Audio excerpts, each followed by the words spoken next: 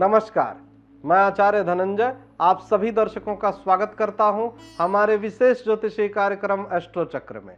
आज हम लोग चर्चा करेंगे हरतालिका तीज के बारे में। हरतालिका तीज का नाम सुनते ही हम सब के मन में कई प्रश्न हो जाते हैं। कई जातक मुझसे प्रश्न करते हैं, विशेष रूप से जो युवतियां हैं, और उनके मन में ये कौतूहल से भरा हुआ है ये प्रश्न। उनका प्रश्न ये होता है कि आचार्य जी, हम लोग इस विषय को जानने में उत्सुक हैं कि क्या केवल विवाहित स्त्रियां ही ये व्रत करेंगी, और इसकी सही विधि क्या है, इसमें क्या क्या करना चाहिए, कौन से मंत्र का जप करना चाहिए। बड़ा सरल सा है। पहली बात, इसमें कोई बंधन नहीं है, आप विवाहित हो या अविवाहित हो। भगवान शिव जी की आराधना का ये पर्व है, भगवान शिव जी की पूजा करने का ये एक सुनहरा अवसर है, और आप विवाहित हो या अविवाहित हो। दूसरी बात, कि केवल स्त्रियां ही करेंगी ये भी बंधन नहीं है।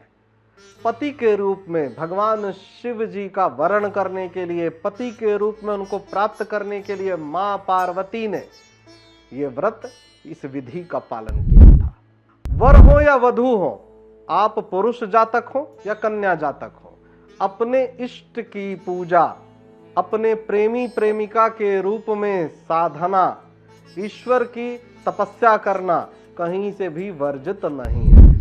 तो आप इस भ्रम में नहीं रहिएगा कि आपका विवाह हुआ है, नहीं हुआ है। दूसरी बात, मैं सदैव आपसे कहता हूं, सरल तरीकों को अपनाइए ताकि आपका ध्यान श्रद्धा पर रहे, जटिलता पर ना रहे।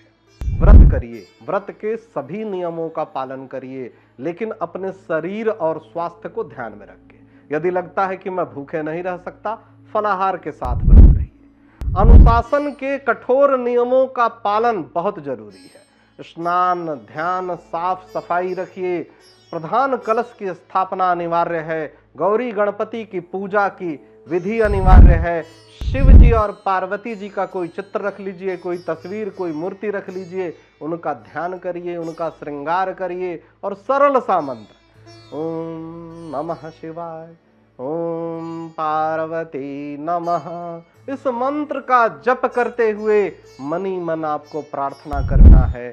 जिस जातक के साथ विवाह के प्रति आपके मन में कोई भाव है, जो अविवाहित है उनके लिए, जो विवाहित हैं वो अपने वर या वधू के स्वास्थ्य की कामना के लिए, धन परिवार में खुशहाली की कामना के लिए, क्योंकि ये जो उपासना की विधि है, ये हम लोग परंपरागत रूप से सिर्फ इस क्रम में मनाते हैं कि मां पार्वती ने इन्हीं विधियों का पालन किया था और उन पर शिव जी की कृपा हुई थी। ऐसे ही हम सब पर कृपा हो जाए और हमारी भी मनोकामना जो छोटी सी है, शिव जी पूरी कर दे।